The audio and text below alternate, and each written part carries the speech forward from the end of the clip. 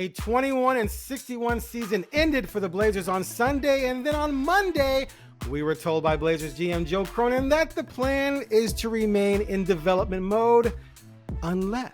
We'll get to that unless in a second here on the Blazer at Focus podcast. Hello, I'm Aaron Fentress of the Oregonian and Oregon Live, joined by Craig Birnbach. Craig, I was at the practice facility Monday for about 4 hours to get less than 2 hours of content in a very disorganized exit interview situation where sometimes we waited a half an hour in between interview subjects, but we all weathered through it. They gave us some donuts at the end to keep us quiet and shut us up on the way out. Donuts work. Donuts can work. Hey, sorry for all that wasted time. Have a donut. But it was still a very interesting day. Did you get a chance to listen to much of it? Well, you were working. You were working your real job, huh? You weren't able to tune in. Yeah, but the good news is that at night, I needed to go to sleep. It was mostly pretty boring. There was nothing that exciting that came out of it, right? Oh. There was no real. What is Damian Lillard going to say? That's what we've had for years, and right. Or what's CJ going to say? And so, I wanted to pay attention. The most interesting thing to me that I was looking forward to was Cronin and Billups and where they were. Were they in the same page? Are they in the same chapter? Are they in the same book? And then in the end, I think that's going to be the most interesting part of our conversation is, are they on the same page? Are they in the same chapter? Are they in the same book? Because to me, there's nothing else. There's no players to concentrate on, really. I mean, you knew Simons. I got questions about what Simons is going to say or do. Does he want out? Does he not? But I know he's not going to say anything like that. He's not that guy. And everyone else on the roster, you're like, well, we know Sharp's coming back. We know Scoot's coming back. And then after that, you're like, Ayton's coming back, probably. But after that, you're like, everyone else here might not be part of this, the future. So, I mean, did you walk away thinking that the Billups Cronin thing was the most interesting thing? Oh yeah, by far, because it was such a bad season. There were so many injuries, and you just wonder if there would be this urgency to try and maybe accelerate things and try and maybe make some moves that can make you more competitive. But I'm not completely surprised at where Cronin is with this. But first, let's dive into that second. Let's just get the Billups situation out of the way first, right? Because, I think everyone believed he was going to be back. And Cronin made it perfectly clear, yes, he's coming back. Billups talked as if he was coming back. He's definitely coming back. The question, though, of course, is that he has just 1 year left on his contract and an option for a 5th year. I asked him point blank, do you expect some kind of movement on that? He said, that's not necessary for me to address. And when I asked Cronin about it, he said, I'm not going to talk about contracts with staff. However, in public. Yeah, exactly. And I pretty much knew that, but I just want to get it on the record.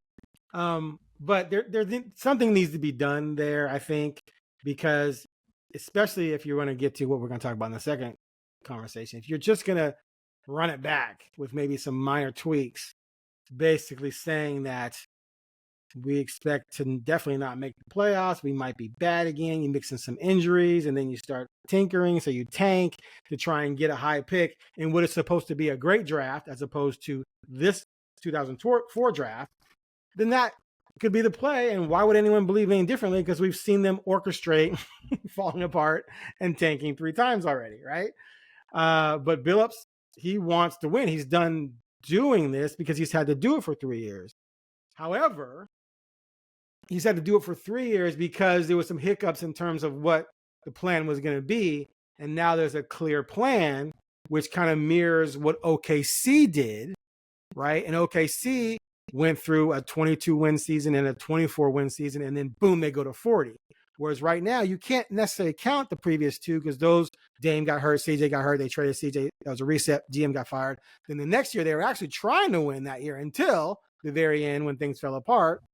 And they still were thinking they were building around Dame. So they really only had 1 true year of this rebuild from the bottom.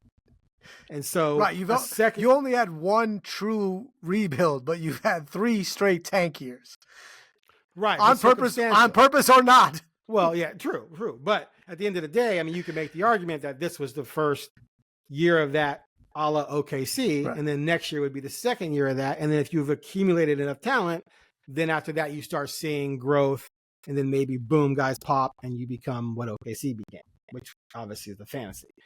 And we've seen it happen with other franchises too. So if you look at it like that, it's only really been 1 year, but for Billups, it's been 3, and he wants to win. But anyway, I feel like something's going to happen. That at the very least, you pick up his 5th option.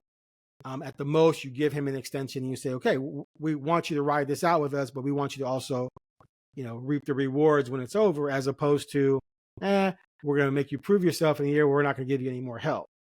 Now, to Cronin's credit, he exonerates Billups of any responsibility or blame for the record. He's like, look at me. He heaps praise. Yeah, he said, look at me.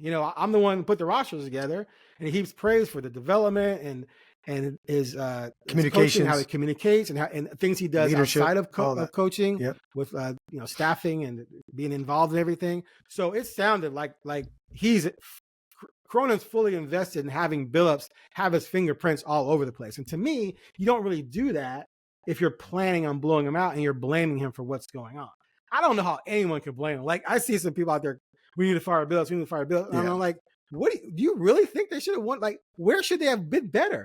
Their top 8 players missed 297 games. I defy you to find a team, any team. And by the way, go through that. They're not that good. And fully healthy, they probably still weren't a playing team. So what are we talking about? I'm just saying their top players are not that good. I mean, they're okay. They're okay, but I'm not. You didn't lose Kevin Durant. You didn't lose Damian Lillard. You know what I mean? Like, right? Yeah, it's crazy. Yeah, you're not losing an all-star. You're not losing. Yeah. Go ahead. I just say, like, to me, the better argument is he won too many games, and they don't have the best percentage because they're so close. And in the end, they end up in a decent position and a chance in a really bad draft. And thank you, Golden State, right? Like, so. Yeah, it's crazy to blame Billups. And I'm going to continue with my thing. If I'm the Blazers, I'm more worried that Billups walks than I am about keeping him. Because why would the Blazers have no reason to fire Chauncey Billups other than they just want to restart, and say, hey, man, we're just going to restart.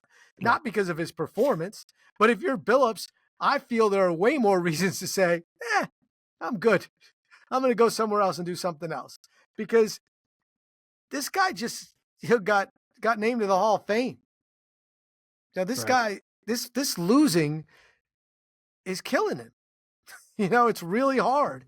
And he doesn't even have the roster to know who to play every night. Not just because of injuries, but because of an inconsistent roster, like a heavy roster here and a light roster there. Right. Like, he's got more, even healthy, he's got small guards and 2 bigs. And the one big hits, and none of them could stay healthy. So, but you know what I mean? Like, he's got no forwards other than, he's got Grant. So now you got 1 forward. He's 31 or whatever. I'm just saying, like, he doesn't even have a clear path to what the expectation of development is. So yeah, there's no Billups. I will not, until Billups signs an extension, I'll wonder if he's saying, you know what? Let's, because, extensions could have buyouts. True. And maybe he wants to say, like, if we're still in a place where you think you should fire me after a year, I'm probably good. I'm good here. Like, I'm ready to go somewhere else. So, right. But of course, financial stability is, there's a lot of money at stake. So, and no matter how much money you have, there's pride and stuff there. So, I just think that any questioning of a Billups at this point, and anyone who says they know if he's a good coach or not, it's just like, you're making it up. Like, I don't know. Like, it seems he's done some good stuff. One of the common themes is, like, he's not developing guys fast enough. What does that even mean? Oh, yeah. Who's not developing fast enough? If we're talking about Sharp just only played 30-something games. Yeah. And then Scoot, it's his first year. I'm gonna write a story later where I look at a lot of elite guards and what they were their first season. It wasn't pretty for a lot of them, right? Including Chauncey Billups. The numbers are kind of, including Chauncey Billups. So Scoot's season, really, if you're fair, was on par with what should have been expected. Maybe a little bit below. It was way below the hype machine nonsense. But if you believe that, that's 100% on you. You just weren't paying attention. But I don't think he failed there at all. And then as far as developing the roster and chemistry, guys are out of the lineup. The first night, your best player hurts his thumb. And then your second best player was struggling with feeling his way through the entire process, on and off the court. That's Ayton. And then he finally figured it out late after Ant was gone. Like, there's just no rhyme or reason to blame this guy. It's borderline. And he never lost a team. He never lost a team. Clear. Every player swears by him. Now, what are they going to say publicly? I mean, some maybe they're but not going to say much, but we know. Yeah, you know. People know, and I think there's a ton of respect there for him. I just think sometimes fans don't understand how coaching and development really works. They just want to see their team win, so they're going to blame somebody, and that's fine. I guess I get it, but it's just mindless. At the end of the day, what I think is going to happen is that I do think they're going to give him some level of security that we believe in everything you've done to this point. You're piling up losses to develop these guys, and we're not going to leave you dangling. Because I said the phrase straight up, like, to not be developing players for someone else, right? I can't remember which one I said that to. I think it was Cronin. So I think they're going to take care of the situation. But like you said, Billups could also be like, maybe there's a team out there, wink, wink, Milwaukee Bucks, that if teams struggle, that fall out of the playoffs, someone says they want Billups. Now, some people might say that's crazy. Well, I mean, you can call it crazy all you want, but Chauncey Billups is going to win with better players. Is he going to win the championship? I don't know, but every coach is guaranteed pretty much to win more games with better players. So who knows what'll happen there? But I think if I'm the Blazers, I try and give him some security to know that you believe in him and this isn't his fault, and that if there's light at the end of the tunnel, he's going to be the one coaching the team when you get there. Right, and then he's Cronin's guy. Because right now, technically, he's not Cronin's guy because Olshey hired him. I kind of think that shifted, though, if you bring him back for a third. For a fourth. I mean, wait, because he took over Billups' first year. So he brought him back for the second, third. He's bringing him back again. It's almost like, extension means more. Yeah. But it's almost like Cronin has said, we're with this guy. Yeah, except for we don't know about ownership. Got to bring it up. And sometimes, ownership's like, no, we're not going to pay 2 contracts. We're not going to pay him out. And it's not like the Blazers had under Paul Allen, that was never a factor. But we don't know what that factors are. So, yes. True. And that's why you get security, right? And they've been together most of the time. So you're right. I mean, I agree. Like, he could have blown him out right away if he had that power. We don't know if he does. Right. And said, look, I'm bringing my guy. They seem to have a good relationship. There's no doubt to me the bigger question is if there was a different ownership dynamic and we had any connection to what ownership was thinking, because we don't. The bigger question is Joe Cronin coming? Are you sticking with Joe Cronin? Because you can say whatever you want about, the true tank and not tank. The resume says tank, trade Dame, tank. Like that's where we're at in his that's his resume. Like, yeah, I don't blame him. I mean, I blame him. Okay, we all know how I feel about the Dame situation. Like, I think they should have just built around Dame. That's a big thing to blame him for. It's the biggest thing. Right, for me. But clearly, Burt Cold was behind it. He was cool with it. 100%. When you say clearly. Yeah, I don't know if anything's clearly. I talked to him. I mean, unless he's lying. Yeah, clearly, like they were good with it. As a matter of fact, it's been compared by some within the Vulcan world to the Russell Wilson deal. You traded away the expensive marquee guy to get a bunch of stuff. You traded away Damian to get a bunch of stuff. So I don't think anyone's blaming Cronin at all. I mean, what are we blaming him for? For losing? No, that's a good thing. You want to lose because you want to get a high picks. And they knew they were going to lose because you got rid of one of the greatest players of all time in the history of the franchise for Scoot Henderson. So you're going to lose. So then they're committed to developing. If you're committed to developing, you got to suck up and lose, just like OKC. Right, but you can blame him that trading Bill that the plan wasn't communicated openly and honestly to fans. You can blame him that it wasn't the right decision. You can blame him that the CJ trade wasn't great. But they don't believe it was the wrong decision. The people who would fire Cronin don't believe he made the wrong decision. Oh, look, I don't think he's getting fired. Yeah. I'm just saying if you argue if you're going to be a person that says who should get fired, Billups, and you're blaming Billups, that to me is crazy. Right. There is blame for Cronin. Like he said, he owns it. Like this is where the team is. Right. Now everyone would have drafted Scoot. Like, so that's fine. Now I would have built around Dame because I know that losing a lot sucks because I'm a Knicks fan and I'm celebrating because I know that 9 straight years or whatever it was of going to the playoffs does not suck. Even if you don't win a championship, it's frustrating, but it doesn't suck. You can at least watch basketball. You know what I mean? Like, and there's a chance you got to the Western Conference Finals because every once in a while you get lucky, you know? I mean, and you fall through and you get there. I mean, Michael Jordan retired. The Rockets got 2. You know what I mean? They did have Akeem and they were awesome. So I'm not, but you know what I'm saying? Like if you're in it, you have a chance. It's like the lottery. You got to be in it to win it. And once you're and the where NBA you are is wide right open now. The NBA is wide open. The mocking of Miami is hysterical. Like they lost that game. I'm like, they were in the play-in and now their best players out there probably gone. But there was their fan base got to watch basketball with hope, right? That of that season being extending. Right.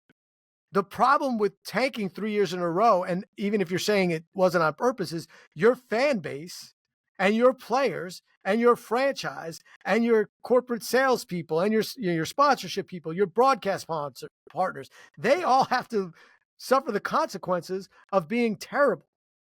And there's an end, and there's a part where people just disconnect and get angry. Now, the Blazers fan base is amazing. You have so many people that will still look and try to find the positive at times.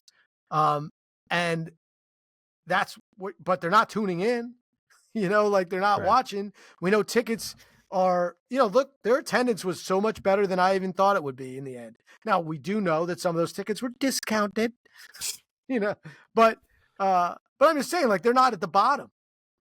They're not at the bottom, and there should be, because the product that they had to buy, you don't go to a restaurant to get bad food. You stop going after a while, right? Even if it used to be good.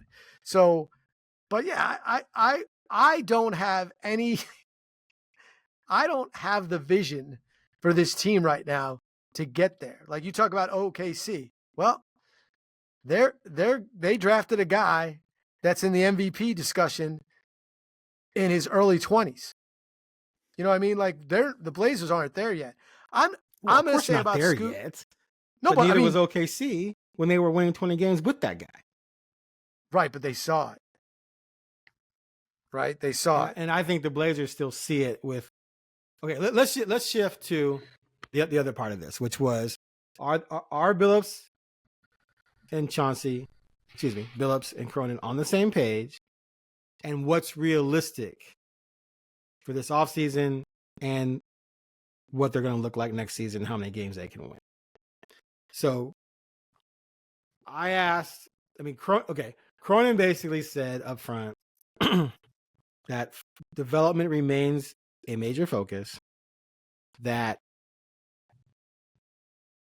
they're not going to make some kind of major big splash move because they're not good enough. Because if you do that, and I wrote this in my article, it's like, if you do that and you get a bigger piece, which how many times has the Blazers ever been able to go out and get a bigger piece like that, right? So it's fancy anyway. But if you give a bunch of assets and you get that bigger piece, what's left around that bigger piece? Now you're back to where you were with Dame when you couldn't build around Dame. So his point was, we don't have enough talent. Our talent base is not there. We're not good enough talent-wise to even think that way. We have to keep accumulating talent, which to me means lottery, right? That's where you're going to accumulate the talent. Now you could flip Brogdon in a pick into something, maybe. You could turn Ant into something that fits better with Scoot and Shaden. There's little things you could do, but the bottom line is they're not going to do anything that's going to put them in a position where you say that team is going to win 45 to 50 games. The only way they're going to get there in the immediate future is if Scoot, Ant, Sharp take another leap, remain healthy. Ayton comes into next season the way he ended this past season. And you have Williams, playing most of the season to give you that backup center and rim protector. Then maybe you have enough pieces to where you're in the 35 to 45 win range, depending on some luck. That's it. Now, he did say we need more shooting.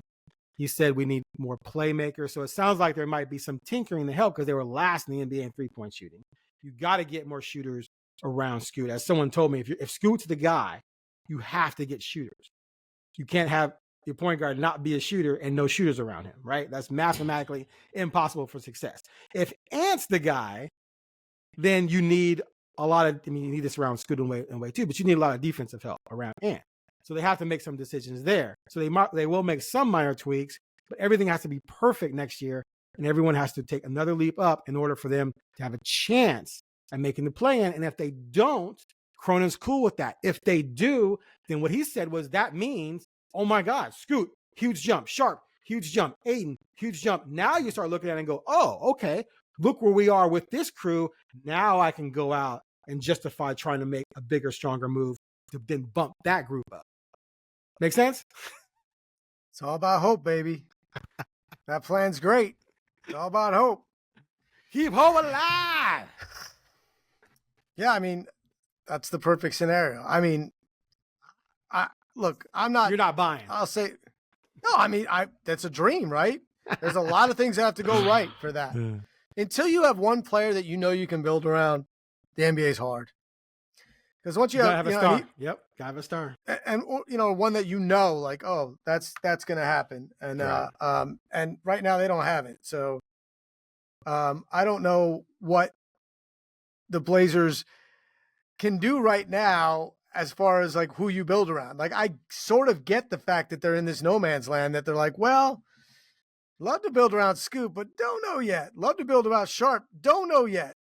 We kind of know what we have with Simons, but I don't think anyone thinks he's a franchise player. So I'm sorry. I know that hurts you, but so you can't make the move yet. It's kind of like you have to wait and hope that it develops, somebody appears, and they haven't had these huge shocking wins, right? Where like, oh my gosh, we got, we drafted this guy 23rd, and Chris Murray's, yeah, he's a starter. Like, look at that. Their draft picks haven't been horrible. Chris Murray was better toward the end, but he's 23, and you're like, maybe he's serviceable. Walker's been a nice second round pick. Yeah, maybe he's in the rotation. Kamara, like, yeah, maybe he's in the rotation. Got him in that trade, but you haven't had that. And DeAndre Ayton is not. I don't know. He's not a guy you build around. He's an okay number 2 on your team. He's a really good 3 option, right? Like, that's what you'd hope for. Right. But right now they don't have 1 and 2. And until you have 1 and 2 in the NBA, like, you're not gonna. You don't know what to do. 100%. You don't know what to do. Now, Shea, all right, or is it Shea or Shy? Shea. Shea. Just go with his initials. Just say the initials. Everyone does. SGA. Okay, his rookie year at 20, he only averaged 11 points, 3 assists, 3 rebounds with the Clippers. Now that was with the Clippers, but he shot amazingly well, 48 and 37, which is a huge difference from Scoot.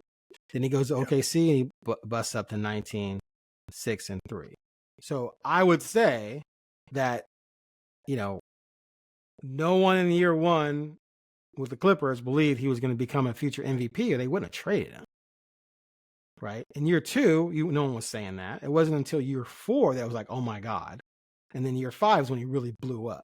So all I'm saying is we have to give Scoot and Sharp time, because especially Sharp. I think Sharp has the most talent as far as I'm concerned, where if he puts it all together, he can be an all-star. Scoot, I need to see better shooting from Scoot down the line for me to buy into anything like that. But Sharp could be that guy. So what Cronin believes is that those are the 2 guys, plus whatever they get in this draft, right? They're going to add another youngster that they're going to want to develop, and that guy's probably going to start or play a lot and push all those other forwards you just mentioned, right, down. Then when those guys develop is when you get to the point where, okay, now we have something to work with, but we have to wait and see that. And you're right, we haven't seen it yet. We haven't seen evidence yet, but I do think there's clearly some talent there, and that's what Cronin's riding out. Whereas on the other side, Billups, I think, wants to start playing his best players with the idea of winning as opposed to developing. And that could mean if you do that, if you brought back Malcolm Brogdon, he'd start. If you didn't, it'd be Ant and Sharp with Scoot coming off the bench. Does Cronin want that? I don't know. And you have to add a forward. And if you don't, then you're screwed anyway. So it's just a big giant mess, but I think Cronin's cool with that because he's being patient. Yeah, like you're a GM right now. You've got plans. Like I can feel your plans, and you have hope. The only thing I'll say about I've been telling you the whole time, like Scoot's numbers don't mean anything to me because they're just so inflated by minutes and bad basketball with good numbers and good basketball with bad numbers. I mean, some of his best passes went to players that blew layups, and some of his best statistical point scoring games came with 9 turnovers. And I'm using the two, or in the fourth quarter of blowouts, right? Right. Like we saw it. You got eyes, man. You got eyes. Like right. It wasn't great. He got better toward the end, and everyone saw some improvement, and that's better than getting worse. And he did get hurt. So, and there's a reason why he was drafted 3rd overall. Everyone would have drafted him 3rd overall from everything we've, heard from others. They didn't have the first 2 picks, so they had to pick him, right? Like there was 3 guys and they got the 3rd one. So there's no blame for that. And development is what it is. Like, I don't know. Like you just don't, people always talk about developing guys. Like, I don't even know who gets credit for developing Kevin Durant. Like, I don't know. Like, like the Lakers situation. I'm just saying, like, you talk about development. I'm agreeing with you. I'm thinking about it. Right. Like, no, the best players in the world. Like, with Magic, you're like, well, they fired the coach to get Pat Riley, so he gets credit for that. Because Magic got him fired. The coach fired. But he won a championship with Westhead before he got fired too, though. Right. So it's all messy. Like, I don't look back and go, well, but okay, but there are who some. Do I give credit? But you're talking about the transcendent talents who come like Wemby. Like Wemby is clearly amazing, and Pop is going to develop some finer points with him, but he's amazing regardless. So even when he blows up and becomes an MVP candidate, can Pop really say, I developed that guy? No. But there are other players who get developed. But I'm saying SGA is not, no one's going like, this coach developed him or that. It's, you get great. How you get great, I don't know. I mean, we've been around this. We read everything. We see everything.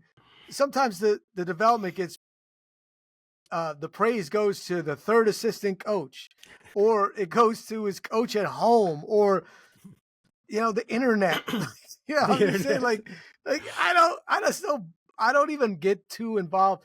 Pro coaches, NBA coaches, professional coaches, yes, they're supposed to develop in a way. They're supposed to set up a system of development, but they're supposed to coach the dang games, right? Like, so, and they're supposed to hire staff that develop. Caleb Canales was the most beloved assistant coach in Blazers history.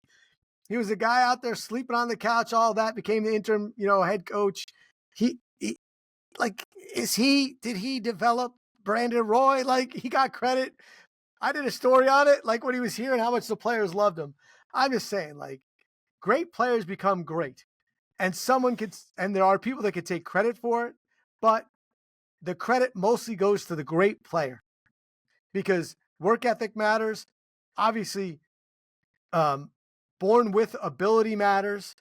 Drive matters, skill matters. They're still being taught certain things. Well, especially now because they're so young. To help enhance. Well, at any time they're being taught. I mean, Michael Jordan was clearly great, but okay, that's a bad example. It didn't matter, right? Because Doug Collins got fired, dude. You knew it. He started it, people. I watched his brain work. He was like, "Oh crap, I've just painted myself in the corner because he got Doug Collins fired, and then Phil Jackson took over." But he was pretty damn good as a rookie before he broke his foot.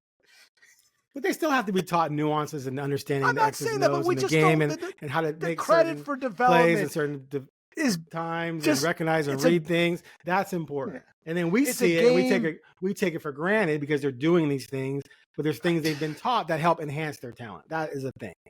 You can't say that's not fine, but I'm just saying we just love these. We love to create these stories of who developed people until in the end, no. right. It's What you're mostly saying is the at the end player. of the day, the talent is the It's talent. the player, the talented players. Right. And I like agree certain guys, you can ruin. I'm not saying there aren't coaches that might have ruined players, but I'm not blaming any coach for Harold Miner not being truly a baby Jordan. I'm going to blame injuries, which is true. That the whole thing is if, and I'm going to blame the fact that he just wasn't that good. I mean, he was good, but he wasn't baby Michael Jordan. I'm not going to blame, guys for busts in the NBA for lacking development. And then at the same time, is that all Harold Miner? Oh, Harold Miner, Stadium in. Club rookies. Look at all that I have, dude. Upper deck, tops. But look at the Stadium Club alone. I have like 20. 1, 2, 3, 6, 7, 8, 9, 10, 11, 12, 13, 14, 15, 16, I wasn't 17, even, 18, I had no idea, 19, people. I didn't. 19 Stadium Club Harold Miner rookies. I wasn't looking for the nerve. I just happened to find it. No, it's just hilarious. You brought him up. Right. You thought you were paying your kids' college education off on Harold Miner. 30 years. These are 1991, man. When I've got these, I was like, man, he's gonna be baby Jordan. These are gonna be worth like $1,000 each. They're worth like 5 cents each. I say that because I read a great article about his daughter's a great athlete. She's a volleyball player, I think at Stanford, and it was good to hear about his life and how he's okay, and that he's not living like living like Jordan, but he's all right. But I'm just saying, like, we've all been through where players don't make it, and you don't blame the head coach for the lack of development, even though there might be there. I just don't buy into he's got to develop them. Talented players they're gonna rise to the top. Damian Lillard was going to be a great player, even no matter who was his coach, right? We all knew that when he was drafted, Nate McMillan was the perfect coach because he was a point guard in the NBA. Blah blah blah. Oh, he got fired. He did pretty darn good under Terry. So, I just try not to. I buy into it because I love reading about it. I love believing it. But in the end, I'm old enough now to go, yeah, well, great players become great. Yeah. I don't know. So I don't know. And I'm just saying about Scoot, I'm not giving up on him, but I have eyes. And I don't care what the numbers say. And yes, I'm sure you can compare those numbers and look and see. But most that they're comparable. But the conversation surrounding Scoot from even his own head coach was he's figuring it out. He needs more time. And, it wasn't like, oh, you should see what he's doing in practice. It's blowing us away. Which, by the way, covering the Blazers with Simons. Oh, my gosh. Yeah. I can't tell you how many times CJ and Dame were like, man, you should see this guy. Like, you guys aren't seeing it. And, like, when he scored 33 in the last game, I'm like, yeah, we're not surprised at all. That guy can score. He's, super athletic, all this stuff, right? So, and we know that stuff exists, but he didn't explode in the G League with numbers, and we gave him tons of excuses for it. And he didn't explode in the NBA. Now, did he embarrass himself? Absolutely not. Is there a reason to just say flush it? He's a bust? Absolutely not. Is there a cause for some concern that he is not maybe the franchise player? Yeah. But here's the other thing about Scoot. So far, perfect. Perfect teammate. Perfect, hard worker. Out in public, he cares about the community. All those things matter. As a human being, it also matters as a basketball player, right? Like, It means you can believe what he says. And no one can look at Scoot's physical attributes and the shape that he's in and say, yeah, I don't know if that guy works hard enough in the gym. But that's a thing. New Orleans is dealing with that body, though, man. Damn. That guy's built like an NFL running back. He is, but yes, there's some God-given stuff, but there's some Jonathan Stewart genetic. I'm not saying it doesn't work out. I'm saying there's some Jonathan Stewart genetics in there. I guess I'll tell my Jonathan Stewart story, right? I got here. Jonathan Stewart was on the Ducks. You remember the old interview room? It was just, it's like, let's throw 700 people into a very small room and try to let media interview him. And Jonathan Stewart came out. He still had his football pants on, and he had his shirt off. And I was like, oh, that's Batman. Dude, I was like, that's Batman. Like, that dude is Batman. Like, that is a superhero. Like, that is not a regular human being. Like, he had He looked muscles. like a He-Man doll. Oh my God, it wasn't fair. I was like, that. I just turned. I was like, that's Batman. And in my mind, Jonathan Stewart should have been the next Batman because he was so physically like sculpted. You're like, wow. And Scoot, but that's what I'm saying. Like, yes, there is some. Herschel Walker can tell you he never lifted a weight, but he did say he lifted. He did 1,000 sit-ups a day, sit-ups and push-ups, 1,000 push-ups or whatever it was. Scoots, you don't have to worry about his work ethic right now. You don't have to worry about the fact that he cares right now. And those are big things in a 20-year-old because there are a lot of distractions. I mean, just ask the Grizzlies. Like, there's things that could take your star player to a place where you're not worried about on the court. And when you talk about shape, New Orleans, I mean, there are no doubts on Zion's basketball abilities, but there are about, does he work hard on it? Does he, is he in shape? And obviously he got hurt. And when you're not in shape, you get hurt. So those are all positives. But you're not going 10-year NBA All-Star right now. Like, you're not checking that box of guarantee. True. And with Sharp, we have such a small window of where he was showing it. Now, there are stories of Sharp in practice. There are stories of like, wow, steal at number 7 from NBA experts and things like that. So there's hope. But the rest of the roster is I'm sorry, it's a mess. It's a mess. I agree. And they know it. So what would you like to see them do this offseason? So if anything. I would like to see them get a time machine. No, I'm sorry. I wouldn't take this job as a general manager because I don't know a quick path to success. And when I say quick path, I mean a quick path to figuring out what the path is to success because I don't know where we're at. I think that they have to, and I'm glad that Joe Cronin didn't make promises.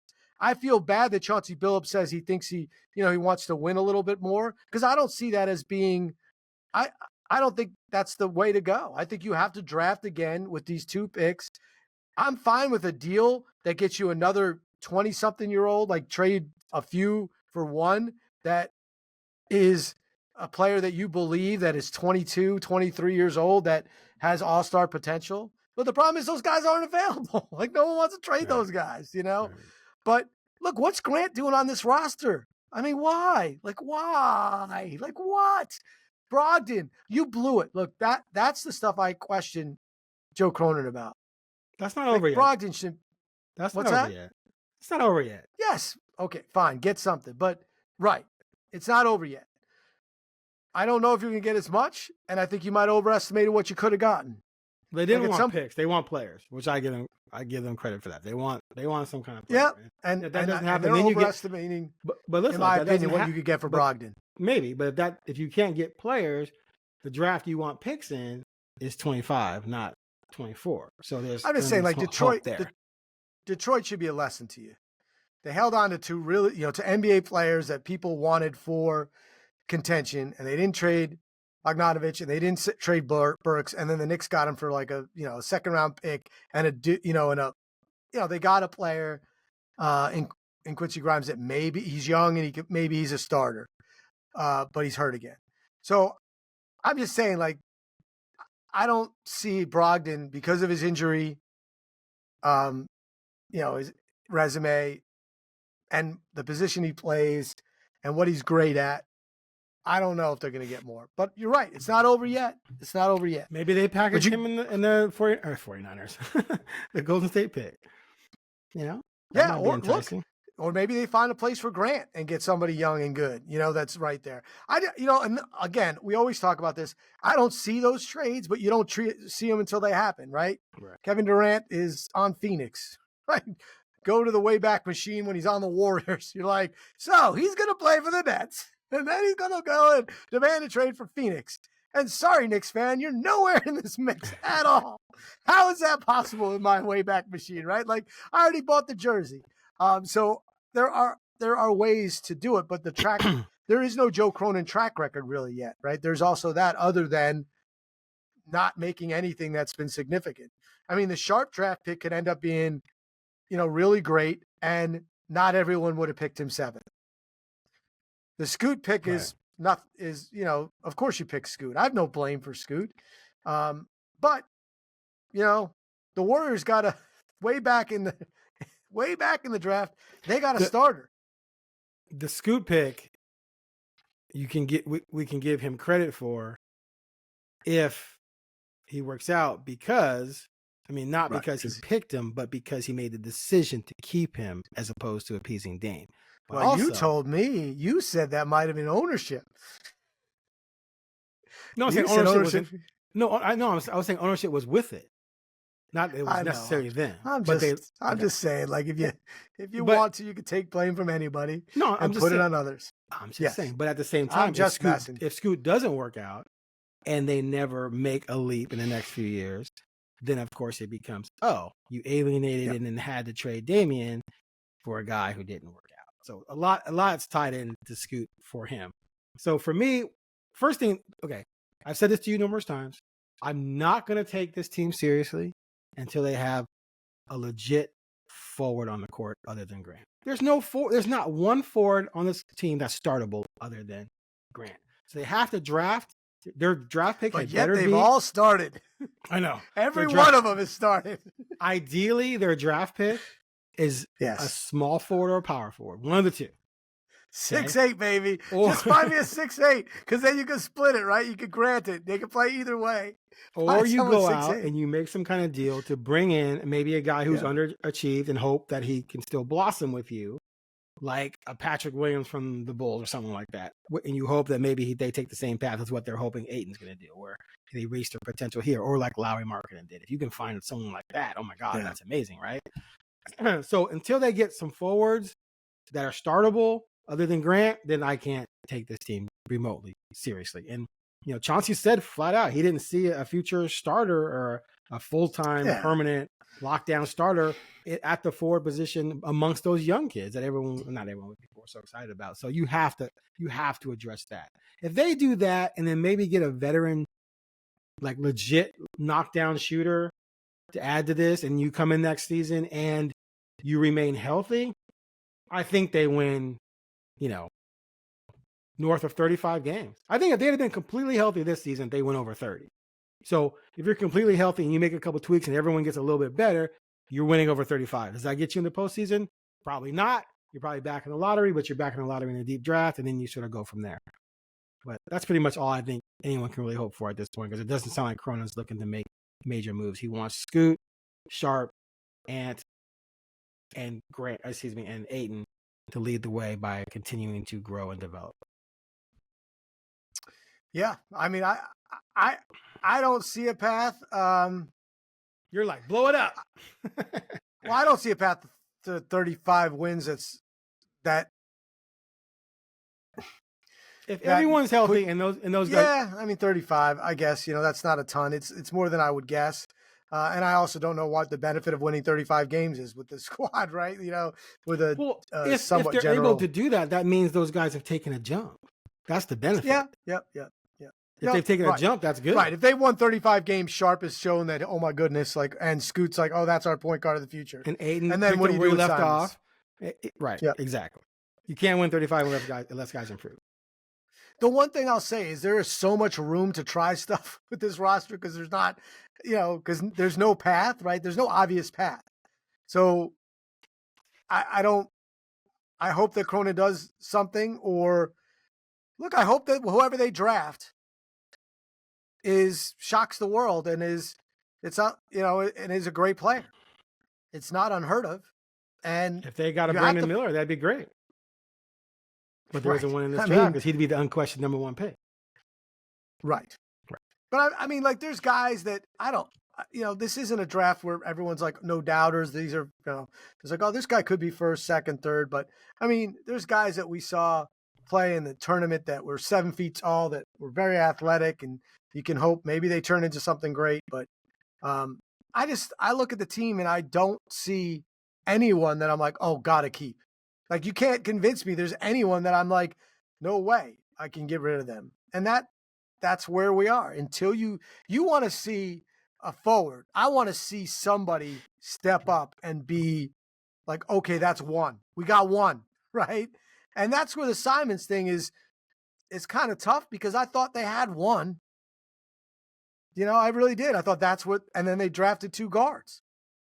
So I'm not saying it was the wrong picks, but it does say like, oh, so you don't have the one. Because if you have the one, the Warriors don't draft, now he's old, but like 27-year-old Steph Curry, they didn't go and draft another point guard, that they thought that was it, that they might be, and then call him transcendent. You know what I mean? Like, right. So it's weird to not know. If I'm Simons, I'm like, all right, what are you doing with me? And if not, let me go. Let me go. Let me play on a team that's got chances to win, and that I'm not going to be like, how sore is this or that because I don't know if I'll play. Like, if you're Simons this season, you just flush it, right? I mean, it's just a total waste. Absolutely. Total. I would want to trade if I'm Simons. Because even if I'm the starting 2 guard, do I want to be next to Scoot? Is that the pathway for my success? So do I want to be the lead guy? So he's going to year 7, which when he said that on Monday, I was like, it's crazy. I was like, damn, 7? He goes, yep. But 3 years he was nowhere. Like, we didn't even know he was secret. He was a secret weapon in the back. Like, they're developing him in the lab. Exactly. And he's going to come out. He's going to be great. And he did. He got developed in the lab. Like, give Terry Stotts credit in that crew. Give Neil O'Shea credit in that crew. They developed him in the lab. That was Neil O'Shea's pick, and he said it. So Chauncey took him to the next level, though. That's fine, but he came out. Say that. But they developed him through those years. Yeah. And when he got the opportunity to play, you were like, oh, okay. I see what you've been saying, Dame. I see what you've been saying, CJ. I see what you've been saying, Neil. Like, this guy is an NBA starter. He's a potential all-star. And now he's in year 7. And he's going to be 26, right? It's crazy. No. Like, he's not young anymore. Like, he's prime. He's 25, isn't he? He's 25 now, so, right? Yeah. So he'll be 26, which is crazy. So I'm just saying, like, there's that. And what do you do? Like, I don't think he's a 2. I think he's a lead guard. Because, there is this thing that we very, every once in a while we forget about defense. Like, he can't guard a 2. He can't guard a 1, but I mean that well. But I'm just saying, like, you get help when you guard the 1s. You can get help. Like, it's hard to get help. At least they're not bigger than him, right? Yeah, like, and stronger. Like, he's not, he's gotten stronger, obviously, but no one's gonna. You don't look at him and Scoot and go, I wonder who's gonna win in an arm wrestle. You kind of know, right? And I don't know. Arm wrestling might be a talent that doesn't have to do with muscle. So I apologize to arm wrestlers out there. I mean, did we touch everything? Everything. Well, I mean, everything that pretty much I think needs to be touched at this point. Yeah, I mean, I think. Yeah, and I would say that do you want one in this draft? That's my question. We can talk about that later. Do you want the pressure of having one and not knowing who to pick? Like, is Sarr the guaranteed number 1? Well, but the top 2 guys who are projected by a lot of people are centers. Yeah. So then you're drafting a center. Yeah, but I'm okay with that because I feel that now you can what? You already have a starting and a backup.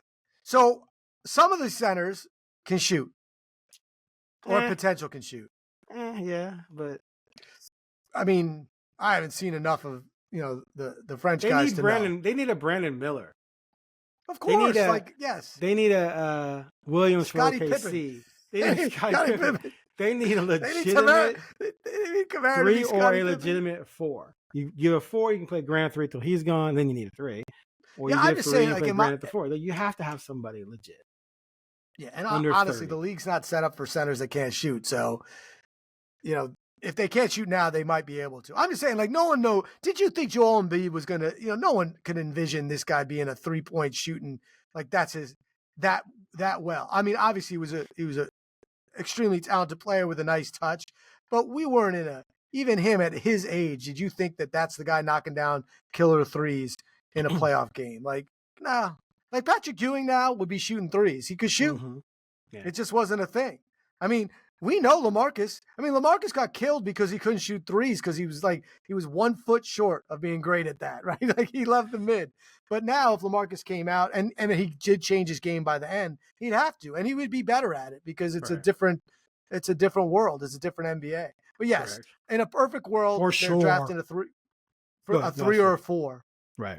A 3 or a 4 that can, really step in and be like guaranteed that's their starter. But I am interested to see what happens with, what they do with the Brogdons, the Grants, the Williams even, and what you could do. And Simons. To me, the biggest, if you're going to ask me, like, what am I most interested in? Like, which player? It's Simons. Because I think he could choose a path and the Blazers can choose a path. Or they could kick the can. And why? Why? And why? No, I agree. I agree. That's why I come back to it's all about Scoot and Sharp and this upcoming draft pick, how they develop down the line. And Ayton, everyone else is tradable, should be traded, doesn't fit. At some point, age becomes, like we just said, Ant's about to turn 26, and your 2 principal young pieces are 20. That's a 6-year gap. And it's a position redundancy. So therefore, yeah, it makes no sense in the end. It's not gonna fit. Anyway, we good for this week? I'm good. We knock it down. I think we knocked it down. All right. That's it for this episode of the Blazer Focus Podcast. I'm Aaron Fentress. He's Craig Birnbach. We'll be back next week to mull over more of the Blazers' future. The lottery is May 12th, so we still got a few weeks for that. And after that, of course, the draft. That's my birthday. Is it? Nice. You know what? Today's my birthday, by the way. Oh, he's 28. I'm 20. How'd you know? I look 20. I do not look 56, do I? Wow. All right, you're older than me. I love it. May 12th, anyway. By the way, the anniversary of the Knicks winning the lottery to pick Patrick Ewing. Oh, what a special day. I remember it well. I had 4 friends over. Let's sign off before we have to relive this nonsense again. Thanks for listening.